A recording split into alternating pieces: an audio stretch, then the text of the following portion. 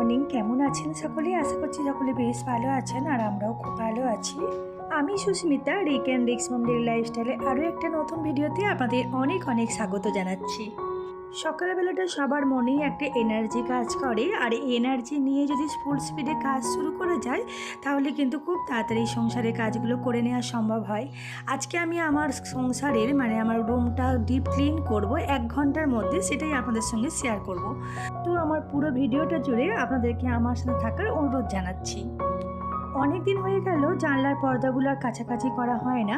রোজই ভাবি যে কেচে দেবো, কিন্তু কাচার হয়ে ওঠে না। আজকে ভাবলাম না, আজকে আর কখনোই দেরি করা যাবে না, কারণ রুমের যে পর্দাগুলো আছে না, পর্দাগুলো প্রচণ্ড নোংরা হয়ে গেছে। আর যেহেতু আজ ডিপ ক্লিন করছি, ঘর দুয়ার জানলা দরজা সমস্ত কিছু মোছামুছি করছি, তো পর্দাটা ভালো করে ধুয়ে নিলে কেচে নিলে খুব সুবিধা হবে।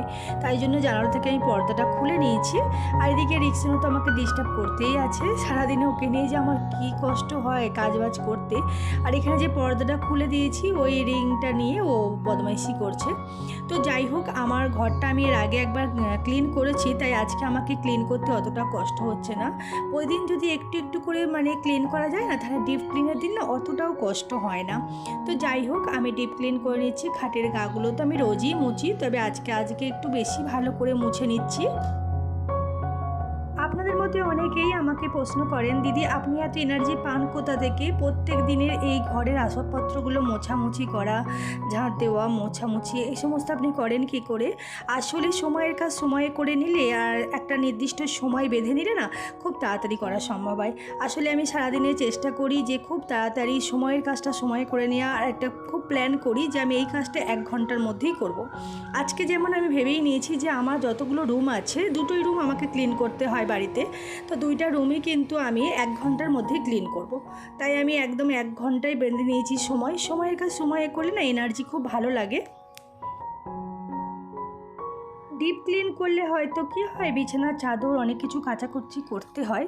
তো যেদিনকে আমি ডিপ ক্লিন করি না কেন সেদিনকেই আমার কাছাকাছি একটু বেশি পরিমাণেই হয়ে যায়, কারণ 2টা ঘরের বেডরুমের বেড কভার আছে, বালিশের ওয়ার আছে, আবার রিক্সোনা জামা কাপড় তো আছেই, সাথে আমার জামা কাপড় আছে, সব কিছু মিলিয়ে না কাছাকাছিটা একটু বেশিই হয়ে যায়।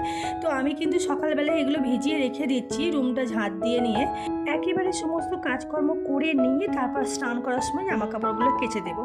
আর আগে থাকতে ভিজিয়ে রাখলে নোংরা জামা কাপড় কিন্তু কাচতে অনেক সুবিধা হয়, কাচাকাচি করতে বেশি টাইম লাগে না, তাড়াতাড়ি কাচাকাচি করা হয়ে যায়।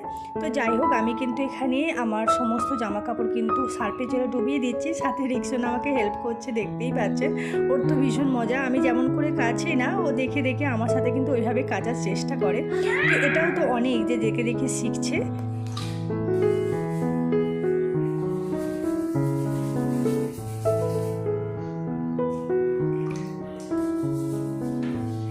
দেখতেই পাচ্ছেন আমার ছেলেটা কত কাজে হয়েছে, তাই না?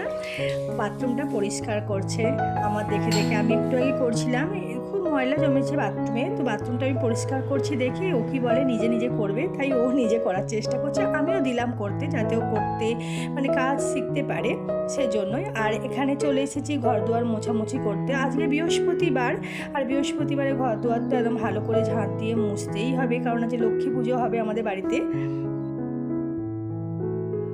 একভাবে অনেকক্ষণ কাজকর্ম করতে করতে হাঁপিয়ে গেছি, তাই ভাবলাম একটু ক্যামেরাটা নিয়ে আপনাদের সাথে সামনে আসি, কিন্তু কথা বলতে পারিনি, এত আওয়াজ হচ্ছিল। তো যাই হোক, আমি রুমটা কিন্তু সুন্দর করে ক্লিন করে নিয়েছি। একটা জিনিস খুব ভালো লাগে, আমার রুমের ওই পাশটা না একটা চাঁপা ফুলের গাছ আছে, আর ওটা দেখতে ভীষণ ভালো লাগে।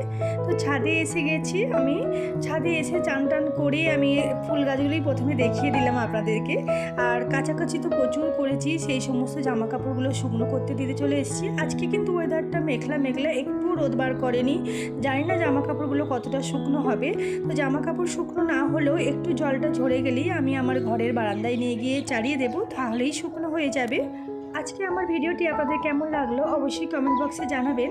ততক্ষণে আপনারা সুস্থ থাকবেন, ভালো থাকবেন।